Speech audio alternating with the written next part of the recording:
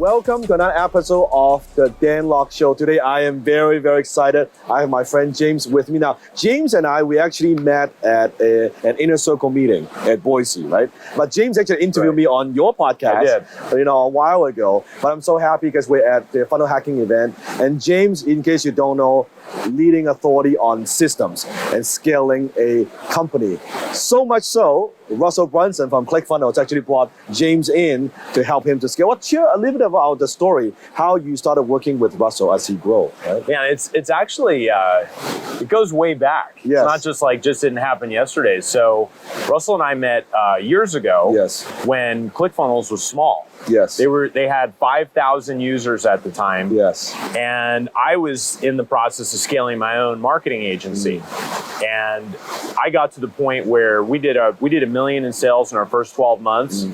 But I was working like a dog, and you know how to close people. And I was like, if I go out and I even talk to anybody else, like I'm going to get another client that I can't handle. Yes. And so I need to figure this out. So anyway, long story short, I can get into that in a little bit, but I figured it out. Went from working 80 hours a week down to like 25. And then Russell and I happened to be having a conversation, and I showed him what I was doing. He said, man, I need this in my business. And this is when ClickFunnels was pretty small. And so I flew up to Boise right before a meeting that we were going to have and spent an afternoon with him, helping him get some preliminary systems in his business to really keep himself organized and get the rest of the team on track so they can get more Russell, done. of course, is the marketing expert. He's the visionary. Yeah. At the time, what are some of the challenges that ClickFunnels was experiencing? Because that's also the I think of the challenges, a lot of business experience, right? As they're growing, as they're bringing customers, right? Yeah, well, as being a visionary or creative, you're constantly coming up with these ideas, but the ideas happen fast, but the execution is hard. That's right. Right? And so Russell's an incredibly creative guy who's like, oh, let's do this funnel, let's do this funnel, let's do this one and this one, right? And everyone's like, dude, like we can't keep up. Like we're juggling all of these different things. And so we really had to help them know what to focus on, and once they were doing that thing, how to actually get it done. Okay, makes sense. And so from there, you gone into ClickFunnels, helping Russell. And what were some of the things that you helped him change? Like some of the important things. One of the things is a mindset. Interesting. There's a lot of, so there's two paths. When you're growing and scaling a business, there's an external thing that you need to focus on, and then there's an internal thing you need to focus on. And the external thing is the system. It's the meeting routines. It's how to hire people. It's how to manage people and all those things, right? All the things that are outside of you. It's operations, right? The internal thing, which I don't think gets talked about a lot, is how do I make the transition from me being an entrepreneur to being a CEO? I love that. How do I develop those habits and do the things that a CEO would do? Because an entrepreneur is a problem solver and somebody who's trying to put pieces together. A CEO is building an organization and leading an organization. So we looked at things from both of those perspectives. I love that, because that's exactly the transition I had to make. At Skyam, I'm creative, I'm promoting, I'm doing all of that. But now as we have more and more people on the team, exactly like you said, I can't operate based on, hey, let's get it done. No, you got to think about how when you move one piece, it affects a lot of people, right? So I need to be very creative, but like I said, I need to be more strategic about what I do. So what's the difference in terms of mindset? Entrepreneur versus CEO? Entrepreneurs tend to be pretry impulsive people. Yes. Right? Just a little bit. Just a little bit, right? Yes. Well, you know, they're the Apple ad, right? Here's to the crazy ones, right? Those are the entrepreneurs, and there's nothing wrong with that, right? That's good. Like you need that. But that difference in like, hey, here's a problem, let's just solve it. Whatever it takes. Kind of like just putting out fires. Putting out fires and spotting opportunities and capitalizing on it. And a CEO is somebody who's kind of taking a step back to look at the big picture and think about it like an orchestra conductor, right? You're the one who's helping all of the people in the orchestra to perform better, right? That's your job, is to make sure all those people are coordinated. And if you imagine, the entrepreneur might start out as like an amazing violinist in the seat, but in order to become the CEO, they have to give up that seat as the violinist and actually go around to the podium to start conducting everybody else. Yes, 100%. Yeah. Even like example with me, because of my marketing expertise, I was always the guys come with all the marketing ideas, especially with my copywriting background, the ads and all that. But as we grow with the team, where now we are running traffic, we're running ads, where I don't even see them. They're just happening in the background. Right. But like you said, you have to develop that skill. Almost like a habit. Definitely. Habit of CEO, right? Definitely, it's a habit. And I had somebody ask me earlier, they're like, why is this so hard? Yeah. And I said, like, somehow we've bought into a lie that we're automatically supposed to know how to do this. Yes. It's not hard. It's not easy though. Yes. It's something that's learned. It's a learnable skill. It's a learnable skill, but a lot of times entrepreneurs make themselves feel bad that they don't know how to do it because they're like, oh, I should know how to manage people. Like, says who? This says who, exactly. Yeah, like, why do you have that assumption? Like, it's not your fault that you don't know how to manage people and like do these things. You just haven't learned that skill yet, right? Like, it takes time to learn how to master sales. It takes time to learn how to do these things as well. Yes, and since you also now coach a lot of Russell's like 2 Comma Club coaching clients and building the business, do you find that a lot of entrepreneurs that they hit their glass ceiling, right? They're going from 6-figure, maybe they hit $500,000, $1 million a year, but most of them stay at that level, right? Yeah. And because they never, it's like the idea of what got you here won't get you there. Yeah. They never reinvent themselves. They're still that same person, right? Versus how do you break through and go to that next level? Would you say that's true? I'd say that's 100% true. And I think what a lot of people want is they see that big business, they see all the success, they see the money, and it's all attainable, but you have to become the person who's capable of having that. And so that's that internal journey, right? Like, your business will never grow past the capacity of your systems or past your own mindset and self-development. I love it. You have to do both. I love it. And I actually noticed some entrepreneurs where maybe they'll, like, let's say the lifestyle entrepreneurs, they're just happy, you know what? I don't want that big business. I just want to have a decent business, working from home, I'm making decent money, that's it. And there's nothing wrong with that. It's great. Yeah, it's perfectly fine. But it's this illusion of, oh, I need to build this, but I don't need to reinvent myself. Right. Yeah.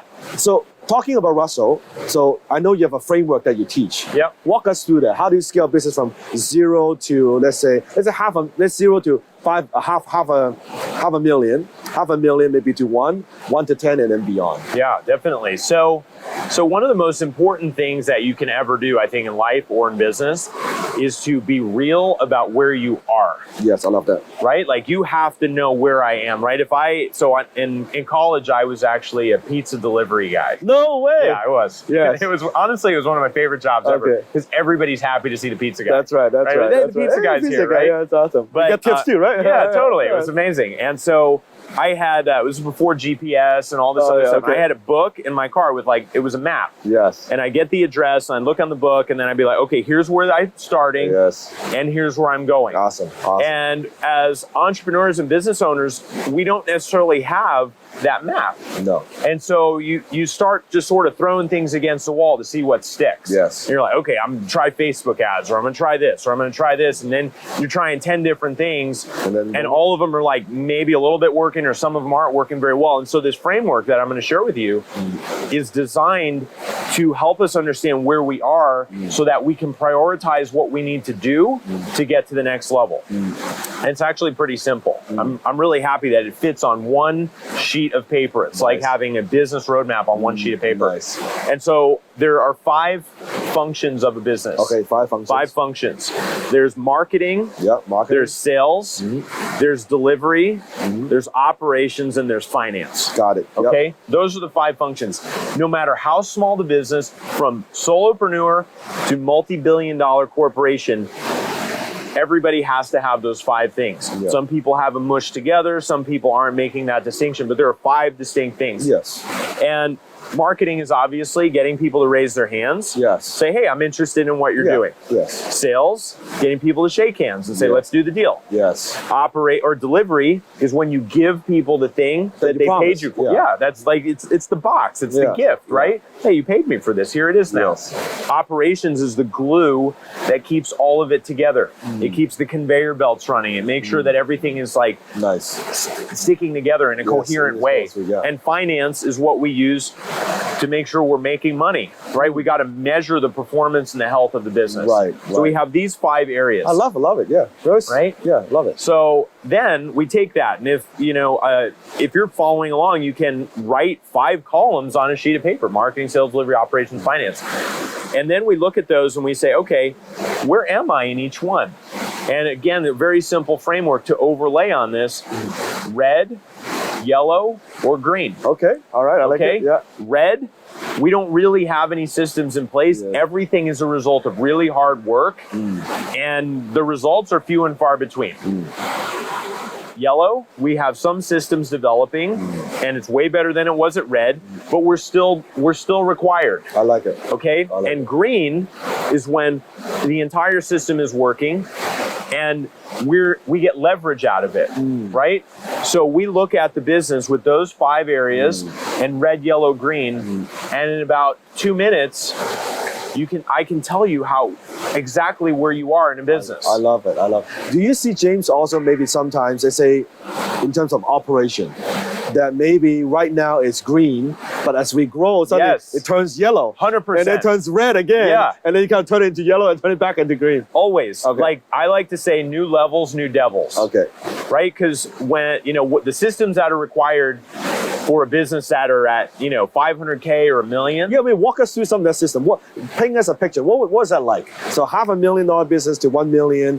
What is the day-to-day like versus also what do they need to focus on? And then from 1 to 10, what do they need to focus on? Yeah. And then 10 to 100, what do they need to focus on? So definitely from $500,000 to 1, Yeah. we still have to have an incredibly strong focus on marketing and sales. yes, bring in more customers. Right? We're still developing our message. We're still making sure like we're connecting with people and we're refining those things. There has to be an incredibly strong focus there.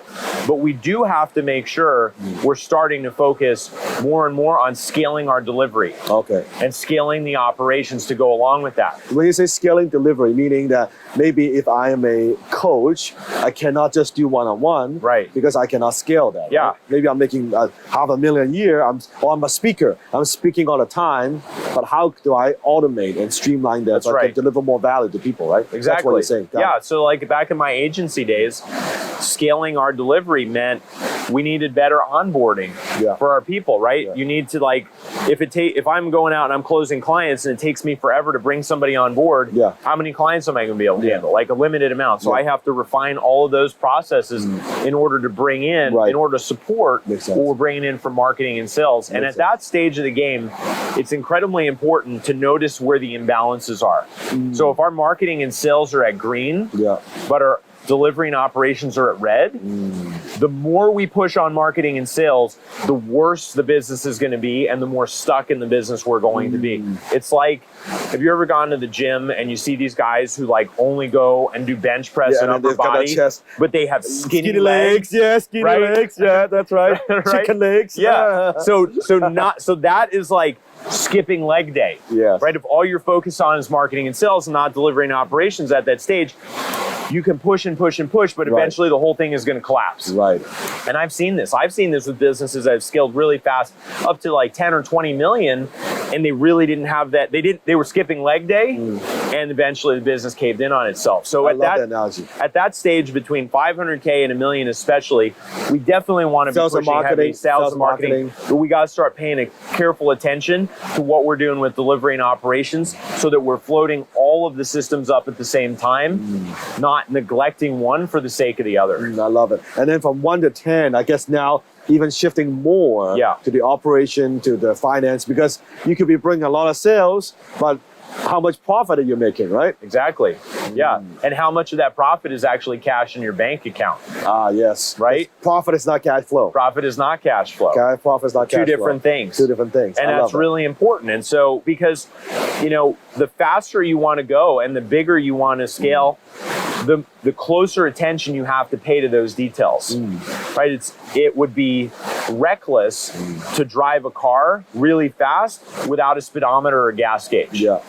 But a lot of people will start driving their business really fast without those proper gauges in place, especially on the financial side. Right. And then they're like, man, we were going so fast. And then all of a sudden we were out of money and then we had to close up shop. Right? It's because that stuff wasn't there. That growth actually killed the business. Yeah. Right. Growth can kill. Yeah, I love that because as we grow, as you know, we met, right? You can see the growth that we have. Yeah. And at first, we were growing exactly what you were talking about, sales and marketing. And then from there, we grow. Now, even my role has transitioned from not just, an entrepreneur, but being more a CEO, running a company. Before, it would be, okay, what do we need to do? What do we need to do? Now, my first thought is, okay, what systems do I need to put in place? Yeah. And who can run that system for me? That's right. If I don't have the right system or right person, I don't even touch it yet. That's right. Maybe it's next quarter, maybe it's 2 quarters after, but I'm not going to be so impulsive. I say, okay, we got to do it. No, It is not. It's a good thing. It's a good initiative, good project, but it's not. I don't have the right person to drive that yet. I have to be, as a leader of the company, patient enough to say, okay, let's not create chaos. One analogy we have within the team is I'm like, always come in on a plane and I just drop bombs, right? I'm like, we're gonna do all these things, and then I fly away, right? Yeah. And then it's all chaos. And the team is scrambling. They're like, how do we pick all this stuff like, up? What the hell? And then, what the hell is coming in again? It's that kind of idea, right? Yes. And part of that, we want to have that creativity, but we want to grow the company. Yeah. What about, so in terms of, let's say once a company hits $10 million, right? When you were working with ClickFunnels, when you joined ClickFunnels, how much would they have 5,000 users? 5,000 users. I think they were hovering around the 10 million mark. $10 million mark. Yeah. And now it's over 100 Now million. it's over 100. So from 10 million to 100 million, what's the difference? Like, what are some of the systems that we need to put in place? And also what you've helped Russell did. Absolutely. So I think one of the things I want to share with everybody is, what is a system? I got this wrong for a long time. Okay. And when I was working too much and everything, I thought if I just hired people, things were going to be amazing, right? And they're not. Like, it actually makes things so much worse. Yes. Or you're like, wait a second, I have all the same problems, and now I have all these people who are causing more problems. Yes. Right? So that's not the answer. And then there's so many great marketers out there selling so many different software tools that you're like, oh, all I need to do is get that new tool in place. I just need Trello. Yeah, I just need Trello, or I just need Asana, or like whatever, right? And life is going to be amazing. And we know that doesn't work. And I was like, man, what is it? And I realized that I was looking at it in too narrow of a view. And a system is the combination of people, processes, and tools. I love that. It's those three things, people, process, tools, all working together to create a common result. And so, especially as we start getting to those bigger numbers, 1 million to 10 million to 10 million and beyond, we want to be looking at those 5 pillars that I talked about earlier and saying, okay, we're going to put in an organic YouTube system. Who's our people? What's our process? What are our tools? Right? We want to break things down in each of those pillars to say, what is our next strategic initiative? People, process, tools. And so our job becomes to become system creators, not just ad creators and marketing creators and all those things. It's to create a system for that area of the business that we want to focus on. So if we're creating a new offering, I want to systemize how we're going to deliver that offering before we really start pumping the gas on the marketing side of things. Right. And so our thinking has to evolve from, I'm not necessarily going to like push as hard myself. I'm going to think and architect and create systems that will give me leverage and keep everyone organized as we I grow. love it because sometimes it might mean slowing down. Yeah. Perfect example in the last couple months where I purposely slow down some of the marketing because I want to be able to grow a team. I brought in multiple experts to help us with the hiring process, with our culture, everything that we do to systemize a lot of things versus, okay, let's just grow. We actually purposely slow down. I know that I need to slow down in order to go faster. Well, you know, the Navy SEALs have a saying, slow is smooth and smooth is fast. Yes. Yeah. Yes. And I shared a story at Funnel Hacking Live last night. It's kind of an embarrassing story, but I'll share. It's a good story. It's a good story. It's a very good story. So a couple of years ago, I got this crazy idea. I was just sitting at my desk and I was just like random thought. I'm gonna learn to play the drums, Yes. and it came out of nowhere, right? And as entrepreneurs, we have crazy ideas sometimes. Yes. And this one, I was like, I'm following this idea. I'm gonna learn to play the drums, and I ordered the drums immediately. Like, took massive action, right? Like, because that's what we do. Take action.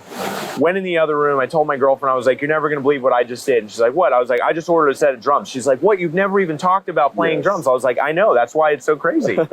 and I was excited. In my mind, I imagined myself like jamming out and like just like having that great time, looking like a rock star. A couple days later, the drums get there, and it was an electronic kit because I live in this condo on the beach, and I don't want to annoy the neighbors. I put them together, and I didn't even know enough to realize that I needed an amp in order to hear the sound. So I sat down and no sound came out. I was like, what? so it was like one series of things after the next. I found a local music shop. I immediately went over there. I was like, hey, I need an amp. And then wait, how am I going to learn to play the drums? And a drum instructor came out of the room and he said, my lesson just canceled. Do you want your first lesson right now for free? I was like, this is my time to shine. Like, I'm about to jam. Yes. And I got in there. He's like, all right, here's the beat I want you to do. Super simple beat. And I tried to do it and I was like, all right, do it again. And he does it again. I was like, oh my God. Right. And it was like one of those like where you pat your head and rub your stomach at the same time. Like, I was like, I don't know how to do this. Like that, And what I had to do was I decided that I was a drummer. I talked about identity and how important it is that you adopt the identity of who you want to be. Yes. So adopt the identity of being a CEO. I love that. Right? But in this case, it's like, I'm going to be a drummer. I am a drummer. And I broke it down note by note by note. Like, slow, boom, boom. You're not trying to do that, right? Nothing. Just slow. Just slow. Right? And once I had the beat slow, then I'd speed it up a little bit more. And if I messed up, I went slow again. Yes. Right? And then I'd speed it up. And, you know, I took lessons once a week for the last 2.5 years. Yes. And I'm a drummer. Yeah. Right? Yeah, that's awesome. But the point is, we don't always have to go fast right out of the gate. And when you're like, you did the right thing for the sustainability of your business. Yeah. Because at a certain point, you realize that this business is more than just me. 100%. Right? I have all of these people, my customers, my and I'm employees. responsible for that, It's a responsibility. Yeah. And it's responsible to make sure that your tempo is matching your capability. I love that. Because if your tempo exceeds your capability with the drums, it sounds terrible. But if it's the right tempo for the right capability, at least it sounds like good music. And it sounds like something, right? Yeah. Yeah, Yeah, I love exactly. that. It's just a little bit almost like martial art, right? When I learned martial art from my instructor, my Sifu, he's always talking about everybody wants to hit fast and hit hard. He said, when you slow down your training, when you're more precise, that's when you can really refine your techniques. It's much more difficult to go slow. Because when you go fast, you can almost overcome some of those, like maybe your posture is not good, right? Maybe your form is not good, but you're fast, it's okay. Yeah. But when you do slow, everything has to be that much more precise. Right. It's the same idea. Yeah. Right after Conor McGregor won his first title, he said a quote that I'll never forget. He said, timing beats power and precision beats speed. 100%. That's exactly that. He's like, I practice slow so that I can be fast. I love it. I love it. So you can see that's 3 stages: start, grow, and scale to $100 million. In the next video, when we come back, I want to talk to James about how to have a successful exit. Like as most entrepreneurs, they dream about having a successful exit, but they don't actually have a plan for doing that, right? They don't. Welcome back. Now, in case you missed our last episode, I will put a link somewhere or here that we're sitting down with James. We're talking about scale companies. But this video, we're going to talk about how to have an exit. Now, this is a question that even I have for myself.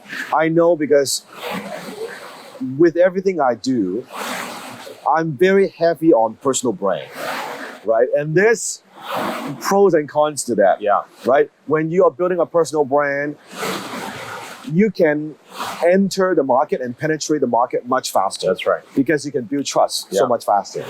But the problem is, it's going to be very difficult to exit.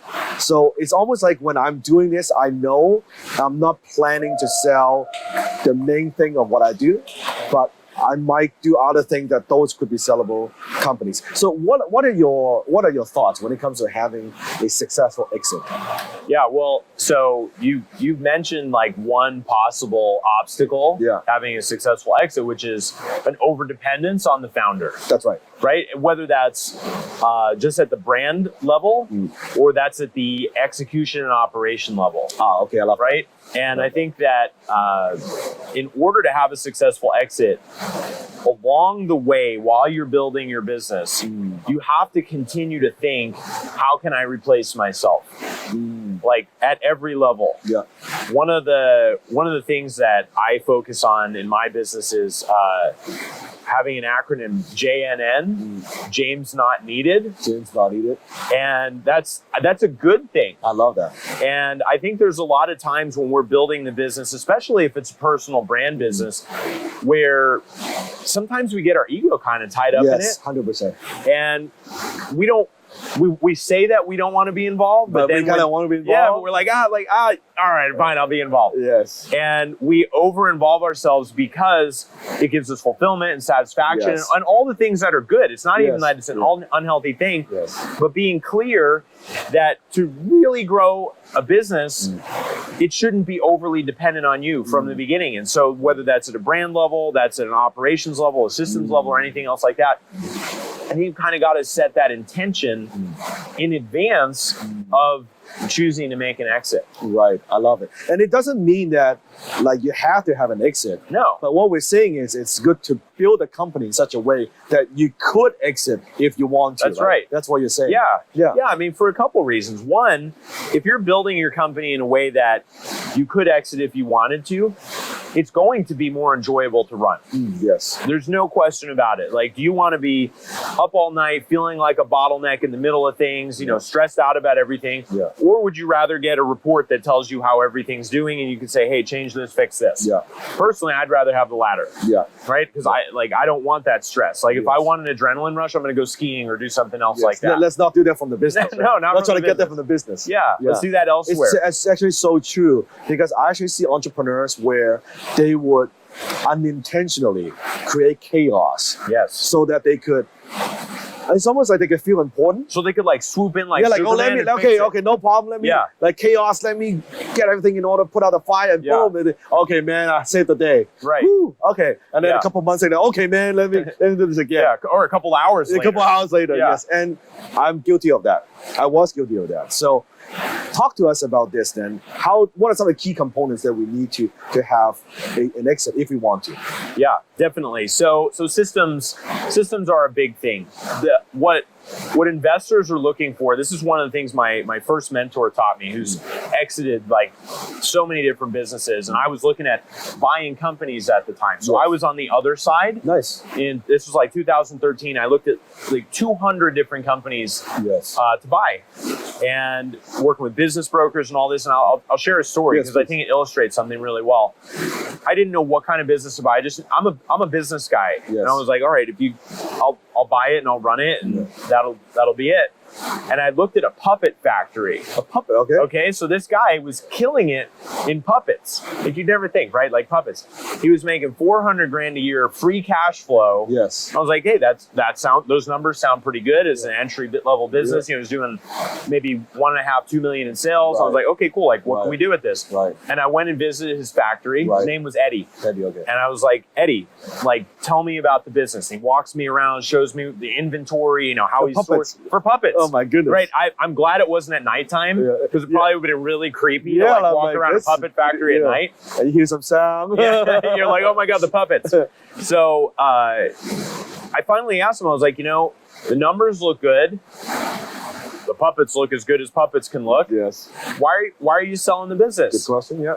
And he got, he was really happy throughout the entire tour, and his demeanor completely changed. And just like the look on his face. And he said, the bottom line is this. I have a little girl, and she's growing up so fast, and I'm here working all of the time. I'm missing her entire childhood. Eddie's problem was that every system, every process, everything in the business depended on him. And it wasn't Eddie not needed. It was Eddie's always needed. Yeah. And so I didn't want to buy that business. Like, why would I buy that business? Why would anyone buy that business? Right. And it's a job. It's a job. I could create a job if I want to as well, just like anybody else. And so looking at that from the opposite side. So that's from the investor side. An investor wants to buy a business where they can predict the future stream of earnings, where they can predict how much a business is going to make in the future. They don't want to buy a business where they're like, if I pull this guy out, is the entire thing going to collapse? Yes, makes right? sense. It would be like a heart transplant gone wrong. Yes. Like we don't want to lose the patient, so to speak. Yes, yes. And so from the entrepreneur side, it really has to be, how are we systematically replacing ourselves as we're building the business so that with enough training, somebody could come in and say, okay, I can take over the ship. Right. Right? Right. That's what we need to be focusing on. on. That's a great point, because at first when we were growing, and at first I thought to myself, as an entrepreneur, I'm going to learn all these skills. I'm going to learn all these things. I'm going to run the business. I'm going to do the marketing and all that. It was driving me crazy because it was killing my creativity. Yeah. Then when I first brought on my COO, right, who's the opposite personality of me, right? I'm creative, visionary. He's calm, always calm and cool. Like, just chill, right? We get stuff done. Totally different tempo. Brought on a CFO, looking at numbers, and actually challenging me, because as an entrepreneur, no problem, just spend the money on this. Yeah, just do it. No, you can't. What do you mean I can't? It's my money, right? Yeah. No, you can't. That's right. Right? Yep. What the hell is this? So that brought in, again, totally different opposite personality, but that brought orders to the chaos. Yeah. And it's bit by bit. Well, I like this person, let's hire this person. No, that's not how it works. You got to go through this process. Yeah. What process? Just tomorrow they start. No, they got to go through this. All right, how long this thing? Oh, it's 90-day probation and all. 90 days? Are you kidding me, right? No, but it's exactly that. And that took us to a whole new level, right? Yeah. It's exactly what you're talking about. Yeah. So what advice would you have someone for me? Where, like, let's say I'm building everything around my personal brand. And that's the magic. That's what works. How could I not restructure, but how do I make things better if I want to have a successful exit? Or would you recommend, because what I'm doing now, using my personal brand, but I'm involved with different companies, that these companies have very little to do with my personal brand. Like, what would you recommend? I mean, you can go about it a variety of different ways. So I agree with you that leveraging your personal brand helps you get more traction faster. And I think for somebody starting, it's a great idea. We're here in Nashville at the Funnel Hacking Live. We've seen Russell take ClickFunnels from 0 to over 100 million in less than 5 years because he's the attractive character in his personal brand, right? And that's a good thing. But your personal brand is only one small piece of the marketing function of the business. And so maybe you can't replace yourself immediately in that spot, but everywhere else in your sales, the rest of your marketing function, in your sales function, in your delivery, your operations, your finance, like you brought in a COO, you brought in a CFO, and maybe people aren't ready for that, but bringing in the people to replace yourself in those other functions, because you don't need to wear all of those hats. And so, and we can't. You can't. You can't grow a business being everybody. So let's see if I understand what you're saying. So let's take Michael Jordan example. So Jordan is a personal big time brand, right? Yeah. Very successful brand. But Jordan is not in the trenches, hey, let me see how we can make this shoe. Or no, it's not doing that. He's not stitching the shoes in the factory. Right? No. I like this color, right? Maybe he's a little bit involved with that, I don't know. But that's not what he's doing. I don't know how it works. He may or may not have veto power on I like the Air Jordan logo. Okay, thumbs up, let's go with it. And that actually leads me to another point. Before I was an entrepreneur, so I've been an entrepreneur for 7.5 years, left my corporate job, which is an amazing corporate job. I worked for HSBC, it's a big bank. Oh, wow. And I was the head of digital strategy for the bank. And I got that position pretty young. And they were like, we need to get this guy a coach. So they got me an executive coach. And, he taught me this one incredibly valuable lesson that has stuck with me. We're having a meeting, and I had a big team. I had like 70 people across the globe, trying to get my hands around how to manage all of those people and get things done. Because I inherited this team. I didn't build it. Different from being an entrepreneur.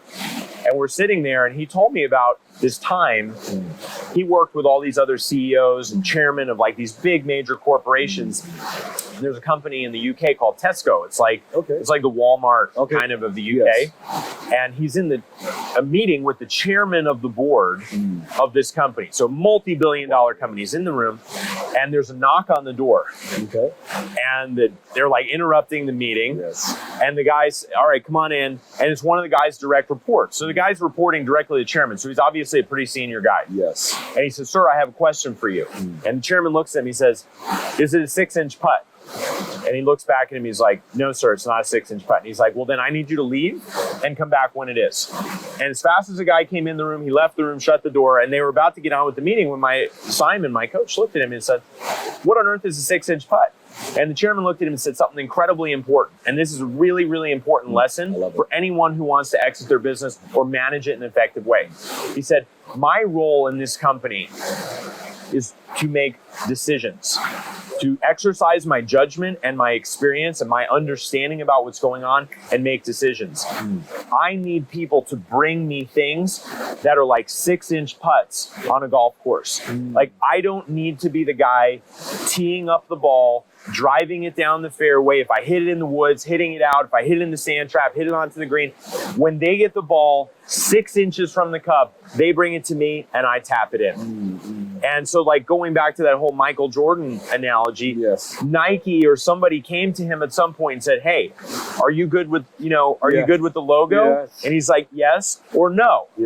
And so our goal needs to be to empower our teams and empower the people that are working for us and build organizations where the things that are brought to us are 6-inch putts. And if we're not doing 6-inch putts, you're never going to start with 6-inch putts, right? You're going to start carrying the bag of golf clubs. You don't even have a golf cart, you don't know where you're swinging. You have no clue. And that's fine. Everybody starts there. But you shouldn't stay there. And we get into a habit of thinking that we have to do all the heavy lifting because we did all of the heavy lifting. We have to change those habits and that mindset so that when we bring people on, we set the right expectations. Like, I expect you to either make this decision, or if you need my input, it needs to be a 6-inch putt. Or they bring, let's say my team now brings problems to me, they also bring solutions. 100%. So this is a problem, and then we think we will do 1, 2, and 3. What do you think? Which one do you think we should pick? And then that's when I help. And that, you tap the ball into the cup. That's it. 6-inch putt. I love that. I'm going to start using that. Yeah, please do. 6-inch putt. I love that. And it's like basically doing what matters the most. Right? Doing what matters most. Well, and we also have to be very clear, especially when we're talking about positioning a business for exit or positioning it so that it could be exit, even if you don't ever want to. What our role as entrepreneur and CEO in the company is. And getting super crystal clear on what are the 1, 2, or 3 areas of responsibility that I'm going to do, that I should be doing, and anything else that's not part of that, I need to start making sure I'm putting systems in place to pull myself out of it. So my highest and best use of my talents and time, right? Yeah. That makes sense. And that's why sometimes when a company grows to a certain point where the founder is not even the CEO anymore. Yeah. The CEO is someone else. That they brought in. They brought in that's running the company. Yeah. The founder maybe is still being the visionary, the creative, but they're not running the day-to-day. Yeah. Right? Yeah. Amazing. And that's okay. Yeah. That's okay. totally okay. But I think entrepreneurs need to be okay with that. Yeah. They need to be okay. Oh, this is my baby. Like, you're not gonna tell me what to do. Like, I'm not gonna let go of this control. Right? It's a lot of ego-driven thing, right? Well, and it is your baby, but like think about real life. Do you intend to keep your baby a baby forever? Yes. Or do you want it to No, grow? like you want it to grow up, and then eventually you're like, get out of the house. Yes. That's the exit, isn't it? Yeah, like exit. Exit. Yes. Totally. Yes. Exactly. Bring me some grandkids. You know? Yeah, like that is a good thing. Like that's the way it should work. Right. And we get these weird feelings. I think it's almost we're too emotionally attached to the vehicle, right, versus looking at like a business. Yeah. Right? I do want to ask you this about now, let's say for a company at a certain size, 30, 40, 50, 100 million, what are some of the key like KPIs or numbers that CEO needs to focus on? Well, I mean, so everybody needs to be focusing on their top line revenue. Yeah. So right? revenue? 100%. Yeah. What's going on? A CEO that is not focused on revenue needs to have his head examined. That's right. Right? Like you need to be focusing on that. You need to be focused on your cost of customer acquisition. Yes. Like how much does it cost for us to bring in a new customer? Right? You need to be focused on your cost of goods sold. Like if you're in a physical business where there's like physical products and things like that, or even if you're in a consulting business where you're hiring consultants or people to deliver that service, how much is it costing you to deliver that service, right? Okay. It's incredibly important. And so those are definitely some. One of the other ones that's really important is your net profit. I love that. Right? One of the biggest things that I see all the time is as companies scale their revenue, their expenses are going up too. And that's okay to a certain extent. But if the rate at which your expenses are going up is greater than the rate at which your revenue is going up. So at first it'd be like this, but it should be more and more so. You have more and more profit, right? Yeah. Or at least maintain that same channel, throughout that same sort of like parallel. So managing those expenses is incredibly important, right? Because you don't sell a business that, I mean, there's exceptions to this, especially with like all the VC world and, people are like investing tons of money in business that have no profit. But for most of us, in order to sell a business, we're going to have to sell something that has profit because that's what people are buying. They want that profit. Yes. Also, how consistent and predictable that profit is going to be. Yeah. If it's like this, it's going to have a much lower valuation than if it's like this or like this. Right. If I look at, when I was looking at all those companies, I was looking at their last 3 years of financials. Right. I was looking at the revenue. I was looking at their cost of goods. I was looking at their expenses, their net profit, their cash flow. And it's important to keep an eye on those numbers because those are the numbers that any investor is going to be looking at. Makes sense. So when you now, let's say, I know you're coaching a lot of students within entrepreneurs within ClickFunnels, helping them to scale. Someone comes to you and say, hey, James, I need some help. I need some systems in place. What's the process you take them through? How do you add value to what they do? Your expertise, What does it look like? Yeah, it depends on where they are, whether they're starting, growing, or scaling. Most of the companies that we work with have passed the initial startup phase. $500,000 and above. I'm better for people after they've figured out what their idea is. I'm not good with the super startup. And so we find out, well, where are you? And then we map out, where marketing, sales, delivery, operations, finance. The 5 pillars. The 5 pillars, red, yellow, green, where are you? And then we look at that and we say, okay, What's our revenue right now? Where's the revenue that we want to get it to? Great. Which of these things do we need to start to adjust, and how do we prioritize? So if their marketing is on red, I'm going to say you got to go focus on marketing, because that's really important to make sure. Is it traffic? Is it offer? Is it, yeah, okay, definitely. But if their marketing is on green, say, okay, do we have the delivery and the operations to support this? Right. So it's a bit of a case by case basis, but we take everyone through that process. Got it. Right. That's the beginning, because I need to know where you are if I'm going to help you get to where you want to go. I love it. So then it just narrow down and customize. Okay, you need to work on this, you need to work on this. And then you give them the tools, the process to work on those. Yeah. Right? I love it. Absolutely. One more question, and that is, let's say they have the systems in place. Now the next question they have, James, where do I find good people? Yeah. Awesome. Where do I find good people? Yeah. Now I've got the systems, I got all this stuff. Yeah. But how can I find the right driver or the right person to help me manage this? It's such a good question. And so I went to Warren Buffett's shareholder meeting last year. Yes. Very cool experience. Like, talk about somebody who's thought so big. And one of the things that I just remember sticking out to me, he said, business is easy, but the people are hard. Yes. Right? And I think a lot of us have felt that way at times. I know I have, especially in my earlier part of my entrepreneurial journey, hiring and firing people and all this. And I was like, my God, the more people I hire, the messier it gets. Now I have to fire people, and it feels uncomfortable and all these different things. And so we have a system for hiring people, and I'll just share it with you guys. So the first thing we need to realize is that there's 7 billion people on this planet. The person that we need is out there. Yes. And there's 7 billion unique people with unique skill sets, who are complementary to us, who aren't all like us. Yes. And I was having dinner last night, talking with some people at dinner.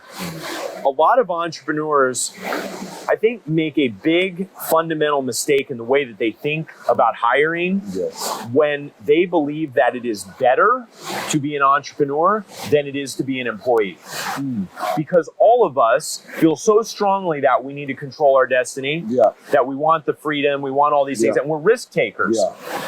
It is not better. It's different. If everyone in the world were entrepreneurs, who would get everything done? We're creators, and we're building these things. There are people who don't want to be entrepreneurs. And that's a good thing. That is a very good thing. And the balance is such that most people are employees, and there's a smaller percentage that are entrepreneurs, and that's okay. And that's the way it's been for forever. And I'm sure more and more people will become entrepreneurs, but still, we have that balance. And so one of the mistakes that I see a lot of people make when hiring is they try and hire all these entrepreneurial type people. And that makes no sense. Why am I going to hire somebody who's entrepreneurial? They're going to come in for 6 months, or they're going to come in for 12 months or whatever. And they're going to learn and absorb, and then they're going to go out on their own. And will you ever have that never happen? Of course not. But if I'm hiring entrepreneurial people, they hire people like them. They hire people like them who are entrepreneurial type people. And so we get into this cycle where no matter where we look, we're bringing the wrong people into the company, because we're not building it for long-lasting success. We're building it with impulsive, creative, entrepreneurial type people like us. And so recognizing the value in great employees is incredibly important. Jack Welch wrote the amazing book called Winning. And one of the things he said in his book was that the HR person, the head of HR, in his mind, was just as important as the CFO. We're talking about General Electric, multinational, multi-billion-dollar company. And he said it is so important to understand your employees and to treat them right and all these other things. So I think first, before you even talk about hiring strategy, you got to get the philosophy right. You want employees. You want great people who don't want to go and start their own thing. And that's okay. It's great. And so that's number one. Number two is that in any business, I think of it like Tetris, right? The game with the blocks, right? They fall from the ceiling and there's the different shapes. We need to be clear what size block we're trying to hire for, right? So if I want one of those skinny long ones, or I want the square one, or the L-shaped one, or the weird zigzaggy one, right? I'm looking at my organization and Yes, I'm the saying, it has to fit.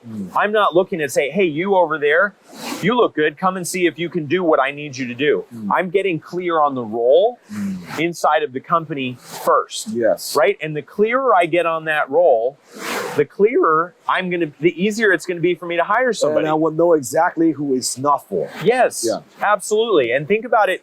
It's the exact same thing that we do in marketing. This is the best way for entrepreneurs to understand it. The number one thing you need in marketing is, who is my customer? Yes. Who is my avatar? Yeah. Right? Like we create that like picture of that person and we do it for marketing, Yeah. but we forget to do it for hiring. Yes. Right? And it's so like we got to think about it like we're building a hiring funnel. And so we get clear on who that person is. And then there's job boards everywhere. Right? There's Indeed, there's LinkedIn, there's Monster, there's your own Facebook and social and everything else. Once you're clear on that role, then you put it out there. And I recommend forgetting to ever look at another resume ever again. I love that. Because I've never hired based on a resume. Not 86, do you know this? 86% of people have admitted to lying on their resumes. I think it's like 100%. It probably is 100%. Right? Only 14% didn't admit it. Yeah, that's right. And so I'm like, okay, wait. If we're going to hire this person, we're going to go through this mountain of resumes, which is basically just lies printed on a sheet of paper. Like, what could be a bigger waste of time? Yeah.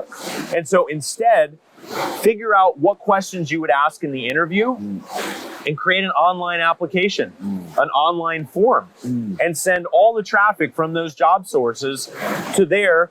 And then you can screen through those people super fast, like hundreds of applications in short periods of time. And you can like interview 3 to 5 of the top people. And then there you go. You narrow down the playing field enormously. And so the volume of people you can put through the system like that, once you're clear on the role, is incredible. And the efficiency with which you can hire them then gets us to the point where we're not worried about how to find good people because it's fast and it's efficient and systematic. It's just like a funnel. Right? You almost have a marketing program. In terms of the survey, the application, do you use any particular survey? Do you create something from scratch, or is there like third party you recommend? Sure. Yeah, you can use Wufoo, you can use Typeform, you can use Google Forms. Like you can use anything if you have. But in terms of questions, how do you craft the right questions? So think about, if we know what the role is, there's 2 things that we want to get out of the application and in the interview.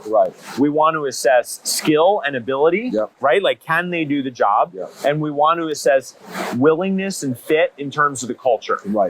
So the questions that you're going to be asking are, what's your experience with doing this thing? What kind of team did you work in? Do you like to work in a remote distributed team? Are you a people person? You got to be together with everyone? Do you like a high pressure team? Do you like just to be left alone? And what we're looking for is alignment. So there's not necessarily any right or wrong answers to those questions. It's only right or wrong depending on what we're looking for. That makes a lot of sense. I love it. I love it. I would love to see an example of that too. It would be great. Sure, I'd be happy to share one. We can put a link somewhere. That would be great. One last question before we wrap this. This is awesome. I love this. This is like a private consulting with James. This is awesome. I gotta rewatch this and take notes. I love this. So we're talking about exit. We're talking about growth. We're talking about hiring. Do you want to spend a little bit of time on retention? Because now you've hired them. They're good. How do we want to make sure that we retain good people? Because this is my perspective, that I think now is going forward is not just a war for customers, but a war for talents. Because customers, now the world with the internet, really the world is your customer. There's so much people. But when it comes to talents, I think that's a war. To have the right people working with your company to help you grow. Like, that's my take. So how do we keep those good people? So a lot of people will think, I just need to pay people more. And nothing could be further from the truth. We need to compensate people appropriately for the job that they're doing. The number one thing that people want is recognition. And that does not mean I'm just going around, hey, Dan, you did a great job today, right? Like, it means that we are helping them understand how well they're stacking up. People want feedback. People want to know, am I doing my job? Am I doing it the way that you want me to do it? Where can I improve? We need to give people that feedback so that they understand how they're doing and how they can improve. Right. And most entrepreneurial businesses don't have any sort of review process in place. And if you do, it's like a once a year thing or something. Yes. You should be taking every single opportunity to give people feedback on the objective measures by which you're gauging their success. I love it because that's a lot of what I do. Not necessarily sometimes like a very formal review, but I'm coaching all the time. Like as a CEO, that's kind of my leadership style. I coach, right? Since I'm a mentor to so many people, and I would coach my team. What about this? What about that? But not so much, hey, you shouldn't do this. Right. It's more, have you thought about this? Or what other skills that you might need? How can I improve your capabilities? That's just my coaching style. Yeah. That's what you're talking about, That's what I'm talking about. And making sure that there's a objective measure of success for that person's role. And right? setting them up for success. Setting them up for success and not sitting back and being like, oh, I'm going to see if this person can cut it. If you're on my team, I'm going to do everything I can to make you win. Yes. Right? I want to win. I want you to win. And so I'm going to help make sure that the measurement is there, that you've got the right support, all of those things. And if it doesn't work at that point, hey, we know we did everything we could, and we can have a much easier firing process, which is a conversation for another time. Yes.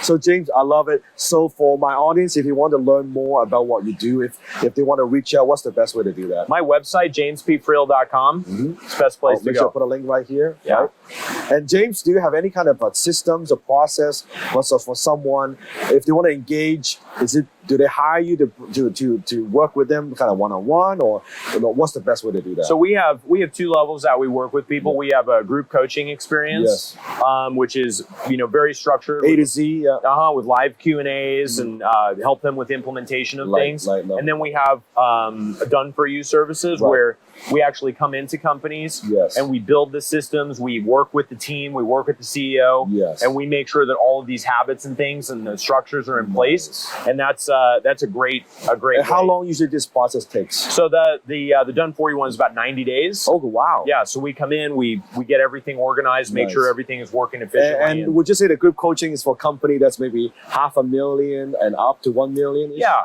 I think $500,000 to $1 million. The group coaching is a great option. And for done for you? Done for you, some people have had done for you less, revenues less than $1 million. Okay.